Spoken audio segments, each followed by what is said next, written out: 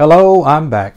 What am I doing? I'm sharing some inspiring words that encourage us to pray more in 2021. Yesterday, we were reminded that Jesus, the Son of God, when he was on earth, was often in prayer. And it stands to reason, if Jesus needed to pray, we who are feeble certainly need to pray. We who are born in sin, shapen in iniquity, we need to pray. I think today's reading is really going to open some eyes to some things that even believers struggle with. Okay, so let's keep going. Here it is. The darkness of the evil one encloses those who neglect to pray. The whispered temptations of the enemy entice them to sin. And it is all because they do not make use of the privileges that God has given them in the divine appointment of prayer. Why should the sons and daughters of God be reluctant to pray when prayer is the key in the hand of faith to unlock heaven's storehouse, where are treasured the boundless resources of omnipotence?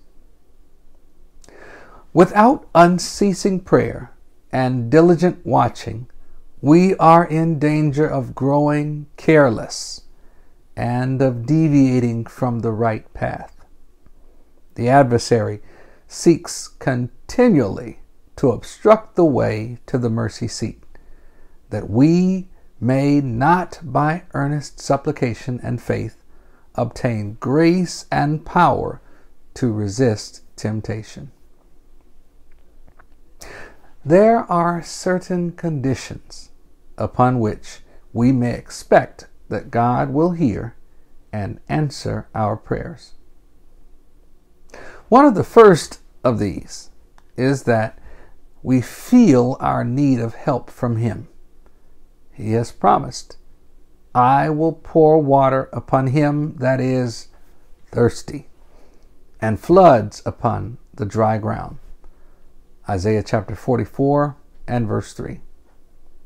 Those who hunger and thirst after righteousness, who long after God, may be sure that they will be filled. The heart must be open to the Spirit's influence, or God's blessing cannot be received. Our great need is itself an argument and pleads most eloquently in our behalf. But the Lord is to be sought unto to do these things for us. He says, ask, and it shall be given you. And that he that spared not his own Son, but delivered him up for us all, how shall he not with him also freely give us all things? Matthew 7, verse 7, Romans chapter 8, and verse 32.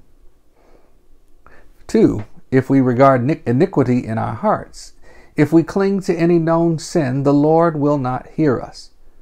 But the prayer of the penitent, contrite soul is always accepted.